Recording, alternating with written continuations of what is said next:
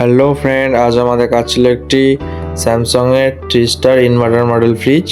এর cooling chamber leak হয়ে গিয়েছিল। তো ফার্স্ট আমরা এর কুলিং চেম্বারটি খুলে নিয়েছি, তার পাইপ এবং ক্যাপিলারি থেকে কেটে এটা খুলে বার করে নিয়েছি। আর এটি হচ্ছে নতুন কুলিং চেম্বার আমরা নিয়ে এসেছি স্যামসাংয়ের ফ্রিজটির জন্য।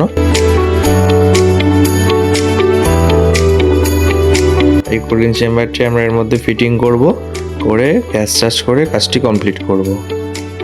আর দেখতে পাচ্ছেন আমাদের ব্রেজিংগুলি যেভাবে কোম্পানি ফিটিং থাকে সেইভাবে আমরা ফিটিং করেছি। আর ব্রেজিংগুলি কেমন হয়েছে আপনারা একটু কমেন্টে অবশ্যই জানাবেন।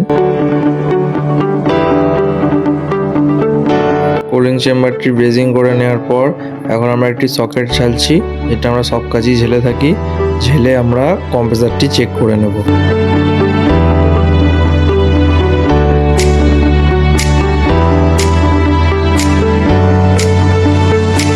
আর ব্রেজিং করার পর আমরা এর মধ্যে 350 প্রেসার হোল্ড করে থাকি।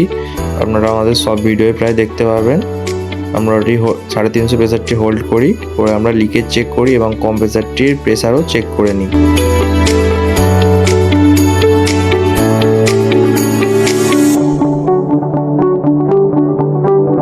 যারা ফিক্স সুইচ সাউন্ডের চ্যানেল নতুন, চ্যানেলটিকে সাবস্ক্রাইব করে নিন নতুন ভিডিও দেখাও, নতুন কিছু শেখার জন্য।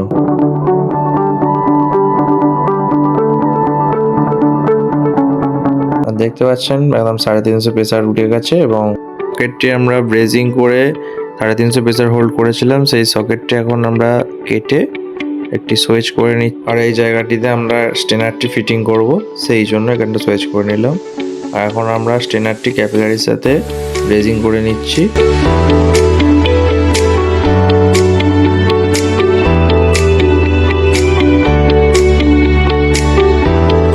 এবং তারপর আমরা সেই সকেটটি যেখানটা সুইচ করেছিলাম তার সাথে স্টেনারটি ব্রেজিং করে নিচ্ছি, দেখতে পাচ্ছেন।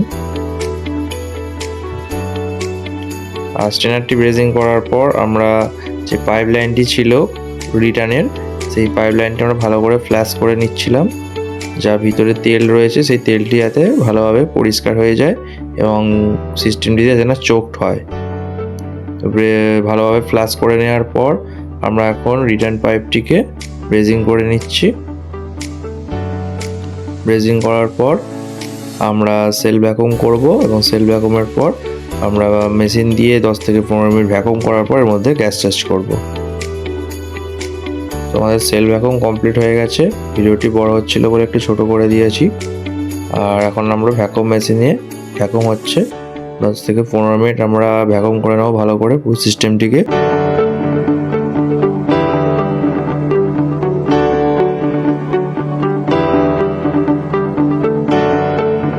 ভ্যাকুম কমপ্লিট হওয়ার পর আমরা এর মধ্যে গ্যাস চার্জ করে দিয়েছি। আর এটি একটি 600 গ্যাসের মেশিন। আশা করছি যারা টেকনিশিয়ান তারা বুঝতেই পারছেন, ইনভার্টার মডেল সব 600 গ্যাসেরই হয়। তো পারফেক্টভাবে গ্যাস টেনে নেওয়ার পর দেখতে পাচ্ছেন পুরো 0 ব্যাক প্রেসার আছে।